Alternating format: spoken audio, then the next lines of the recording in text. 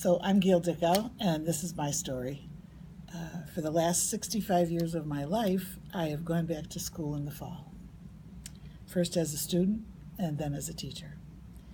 50 years ago, in the fall of 1967, I walked into this building, Bristol Central High School, as a student teacher, and the principal offered me a job right after that for the following September.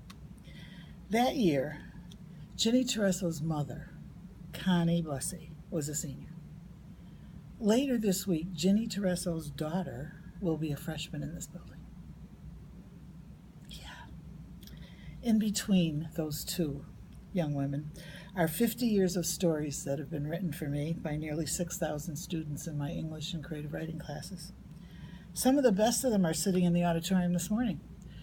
I see you, John Daphne, Jimmy Hahn, Stacy Perini, Maddie Boisano, Megan Kozakowski, and countless others. But 30 years ago, one of the finest storytellers of all time showed up in my sophomore English class. His name was Adrian Wojnarowski, Woj to his friends, and he did one of the three things that will get you an A in one of my writing classes. Make me laugh, make me cry, make me think. He pretty much did all three of those.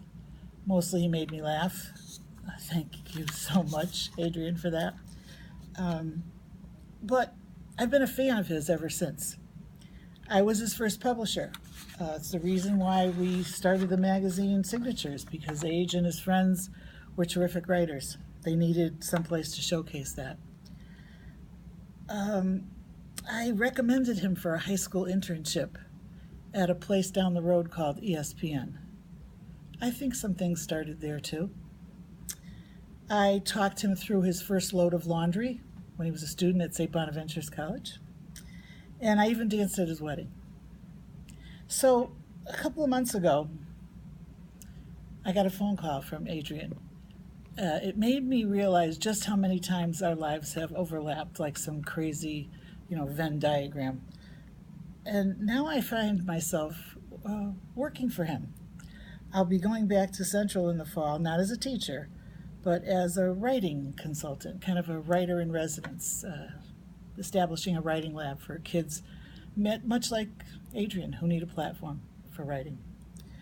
So maybe when I come back in the fall, some new things will start. Maybe I'll have Ginny Tereso's daughter or Pete Winninger's son. I'll get back to you on that.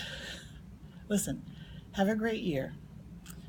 Try to pay attention to your own story and see what ways you can interact with kids who are trying to write their stories. Best of luck to everybody. Have a great school year. Thanks.